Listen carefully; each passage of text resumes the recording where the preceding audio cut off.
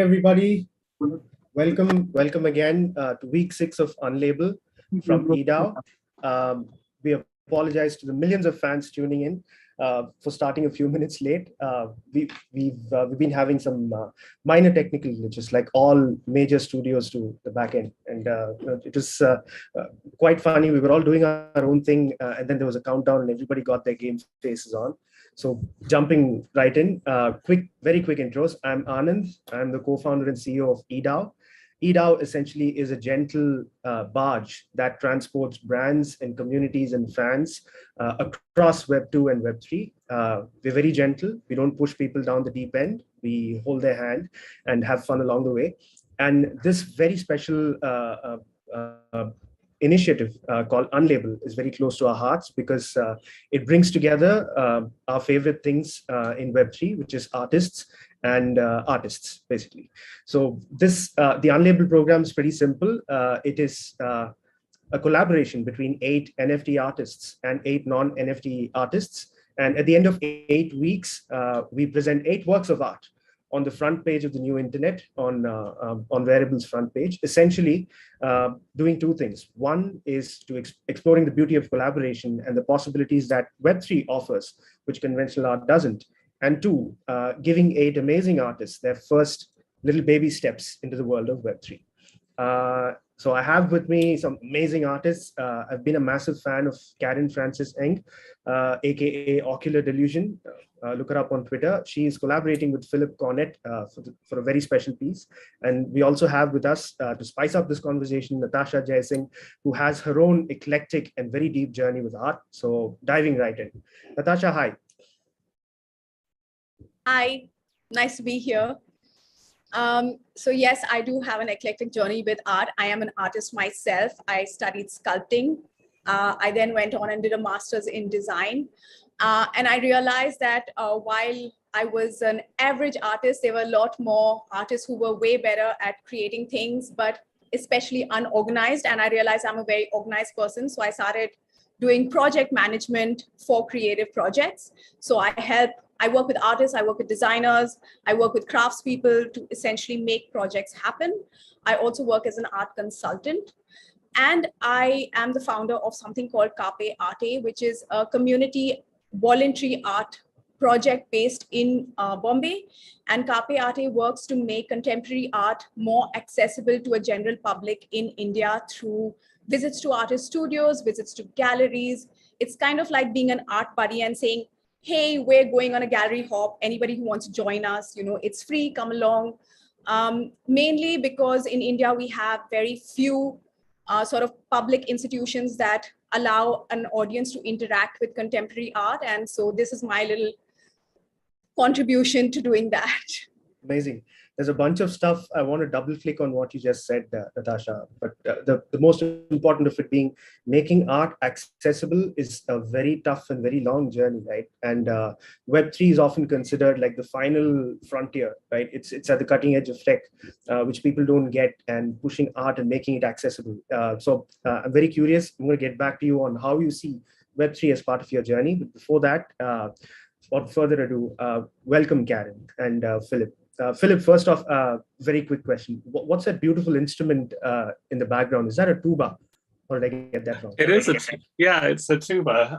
Yes. It's basically a kind of a monument to my past. So where I began in sound. So it right. Kind of gets used. I've kind of got a distant relationship with it at the moment, but I'm hoping to rekindle it a bit more.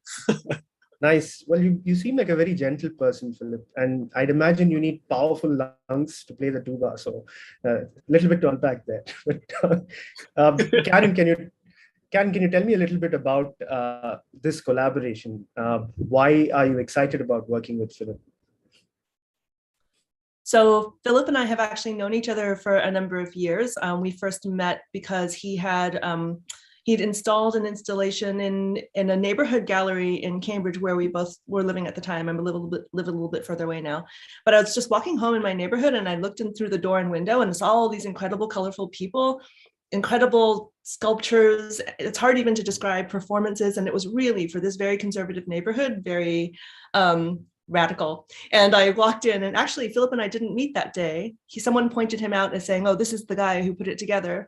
But I talked to lots of people in there and realized that this is definitely a community that I wanted to be a part of.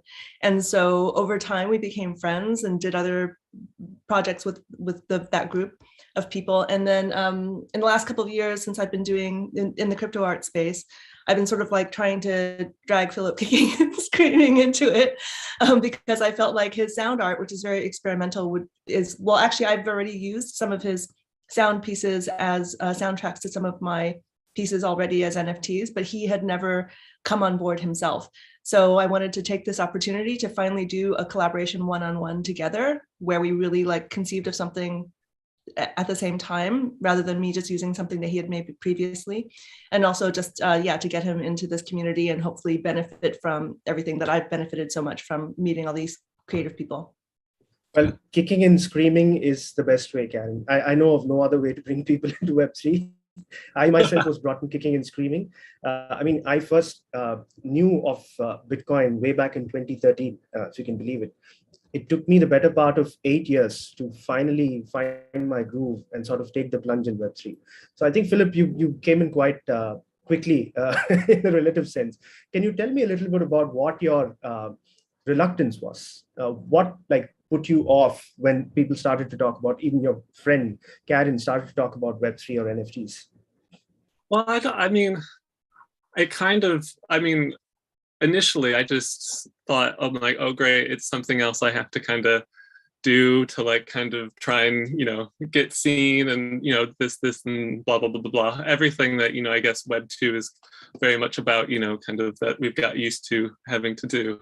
But, and also I had no idea what it was, and, life gets so busy where, you kind of have to do everything, all at once, and kind of like, oh, I don't know if I can kind of actually compute or process something new right now. But no, I'm really glad that I took the plunge. The past couple of years, it's things we've kind of had time to kind of reflect on, what we enjoy, actually doing within our practices and stuff. And and so I've kind of decided sound was actually something has been something very important to me. And it was it just made sense to kind of explore this new path. With Karen. And I always like doing new things with friends because I think it always makes it a lot more enjoyable.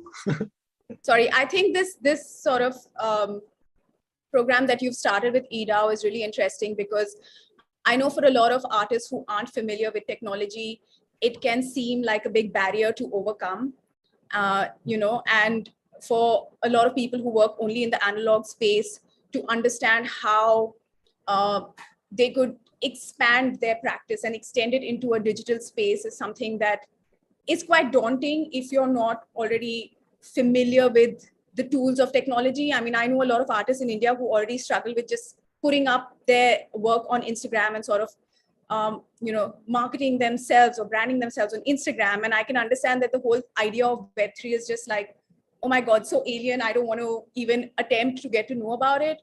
And I really like this idea of collaborating and sort of slowly guiding someone into that space. Yeah, I'm going to use that verbatim, Natasha. That was a wonderful description of what this program is about. And that exactly was the intention, right? Because everybody needs, a friend to walk them into the space, especially artists, I feel. Some artists naturally gravitate towards the space because their explorations are very technical in nature.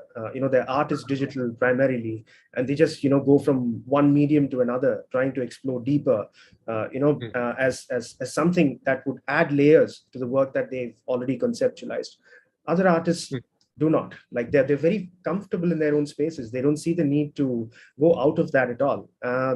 the only two reasons, I can go up to three, but the two main reasons that I see that Web3 has an advantage over, being in your artistic comfort zone is, one, it does present for the first time ever a viable economic alternative to conventional art.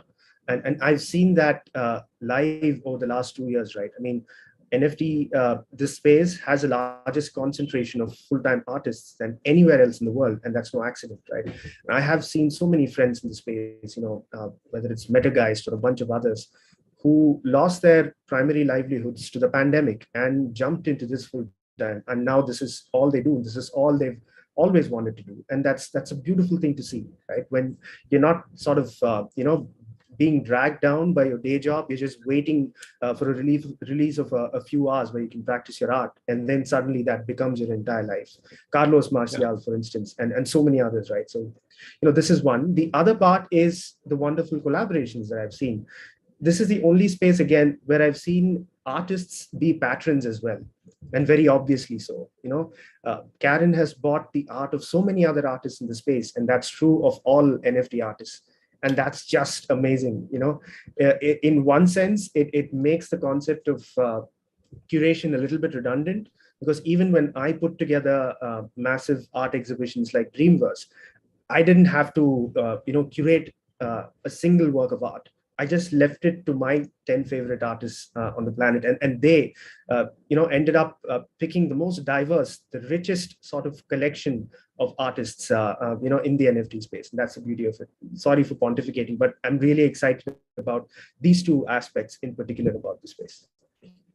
I like what you said about curation and how it changes in the NFT space. Is it actually gives a lot more voices to people to play the role of a curator. An artist can be a curator, a layperson can be a curator, and it then therefore also allows the discovery of a lot more artists, a lot more practices.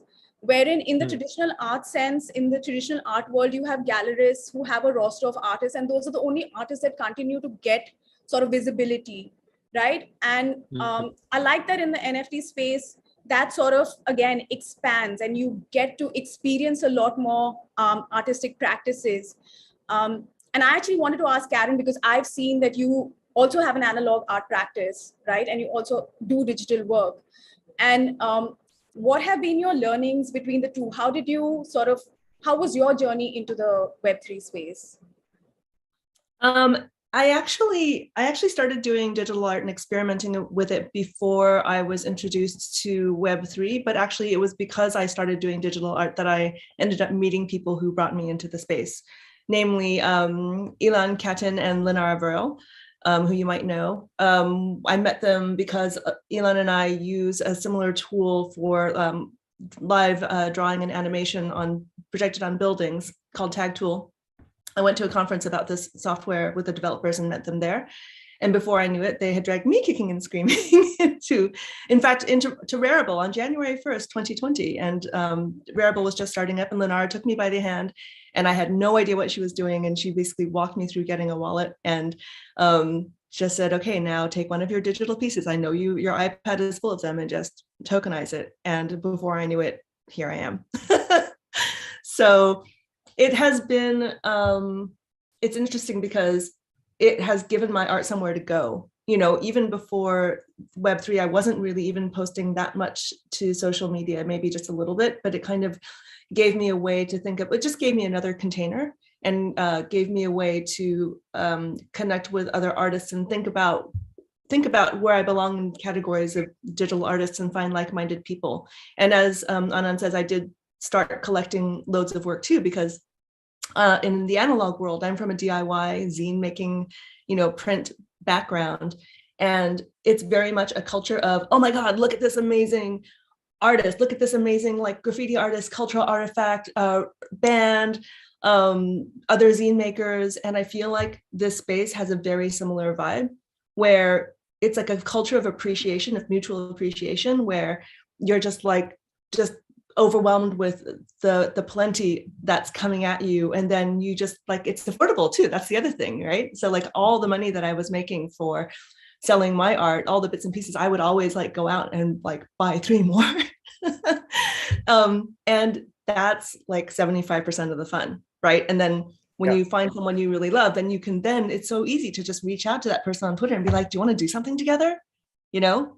And that's been super fun. So this has actually kind of been the best 2 years of my life, to be honest, because for that reason, that creative community that I always wanted, the space has allowed it to happen.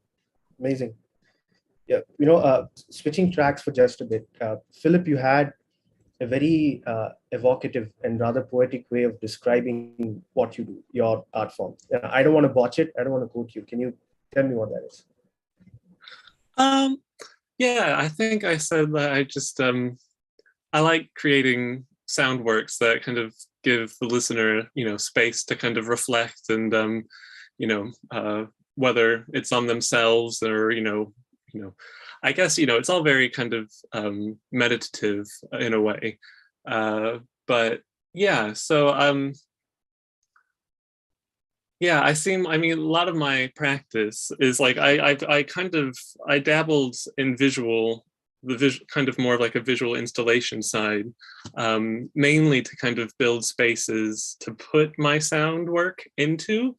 And which is why, doing this project with Karen kind of in a VR world, like she's creating this beautiful kind of work that kind of, this sound piece that we've kind of created, just kind of does this exact same thing that, usually requires like a lot of space and, me diving into dumpsters and like, and also, it also needs a physical space to be in. But yeah,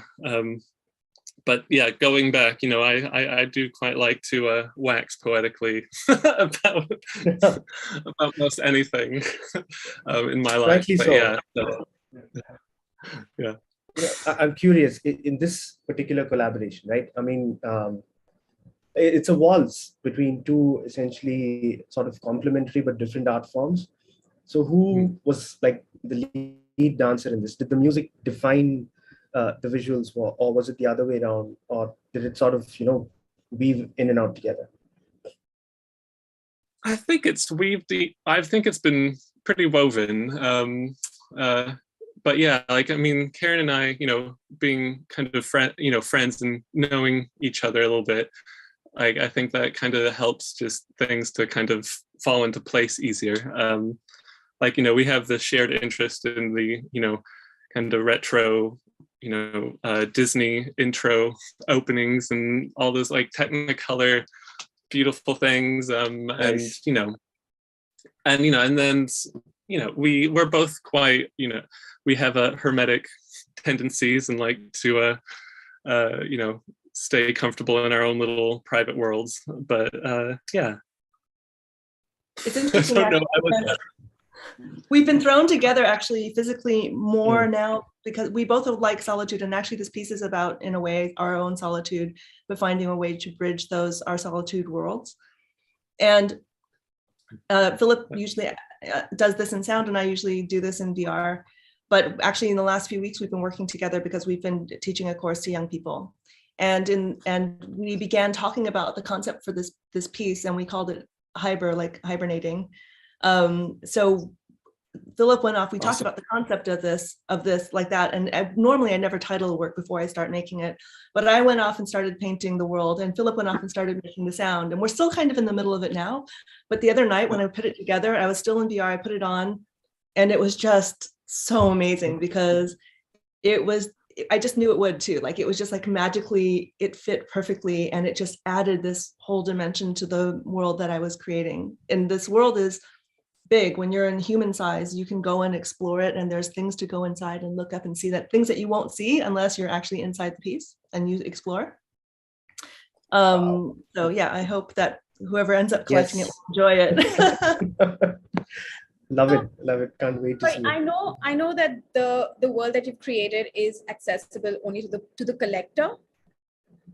But I also know that, one of the things about Web3 is that everything is sort of accessible to everybody, but ownership is is one person. So do you feel that the fact that only the collector gets to experience this amazing sort of journey that you've created with the collaboration should then therefore be sort of visible only to the person who gets it, or should it be accessible to a larger audience? Well, part of the problem is that actually we will make a piece that everybody will be able to enjoy. Like that's the piece that we'll mint and we'll load it onto the internet, and everybody will be able to see the video and hear the music. But we're going to use Rarable's unlockable feature to put the full VR file and the full length sound piece that actually wouldn't even fit as a tokenizable artwork. And only the collector will be able to unlock that file. If the collector then wants to share those files with other people, then of course, like, we don't mind at all. But it would be actually very hard. I mean, I suppose it's very hard for us to install the full work in VR without another whole set of technical things to overcome, you know? It's interesting because there's a very close parallel between physical works of art and their NFT counterparts, for instance, where, you know, ownership rests somewhere. You can still sort of share the story and sort of propagate it because of the power of the internet. But the actual physical piece, which is not portable, sort of stays and has to in one place because of, you know, it's just, you can't move it around that much. It's the same, I suppose, for really, you know, large file types like a VR one. It's a curious thing. You know, we're coming up on time. So, you know, this question is for both Natasha and Karen and Phillip, right, too. There is this conundrum of art is cross-medium, right? And the NFT space has some very real advantages and benefits that it can provide to an artist's way of life, not just their livelihood. How difficult is it, or how far are we in being able to integrate these two worlds? How do we bring a purely physical artist who functions in a particular medium into the NFT space?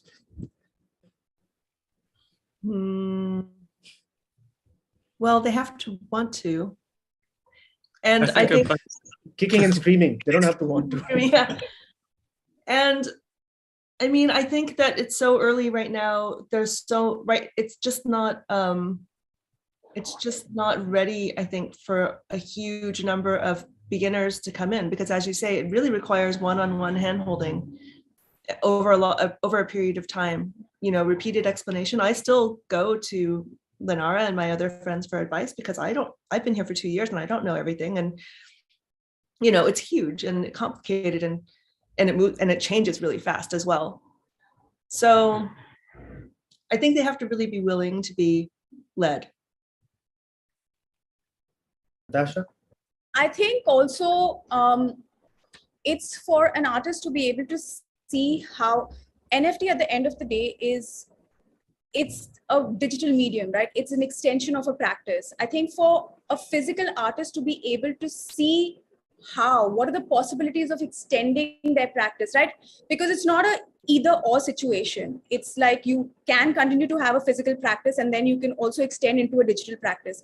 It's for people with a physical practice to be able to understand how a digital practice enhances their own existing practice, or how the existing practice can extend into a digital practice is the key, right? Because it's like a sculptor also sometimes paints. So it's the same thing, understanding that, okay, I could also continue my visual language using a digital tool. I think that is one key. And the second thing is also, you know, we've all grown up with this idea that something of value has to be very tangible because of our sort of consumeristic lifestyle. The way we've grown up is surrounded by physical objects. And so for an artist who is very grounded in a physical practice to understand that you can also make art that is not tangible, that is intangible, and it can still hold asset, is again a mental sort of a shift that has to take place again with interaction, with education, with understanding, right? So for me, those are the two things that I see as obstacles that have to be overcome. Amazing. That's very pragmatic, and also you know, a little ray of hope for me is that stories tend to travel a lot faster and are able to carry a lot more than any piece of technology or physical attempts at trying to get people into a space. I think Phillip was probably as influenced or as coerced by Karen's story that she was in the NFT space, rather than her explanation that, this is what it's about. I mean, I could have waxed eloquent and had hour-long conversations with Phillip. He wouldn't have budged, I'm sure, for years. But because an artist like Karen did it, it might have been easier for him to get into that. I think there is some merit to it, and which all goes back to say we're going to do a lot more of unlabel kind of things, so we can propagate the story that this space is for a lot of artists who are kindred spirits, not necessarily savants in new age technology. With that, thank you so much, everybody. This was a pleasure, and I hope to do it again very, very soon. Thank you all so much. Thank you for having us. Bye. Thank you. Bye. I think we got to stay on.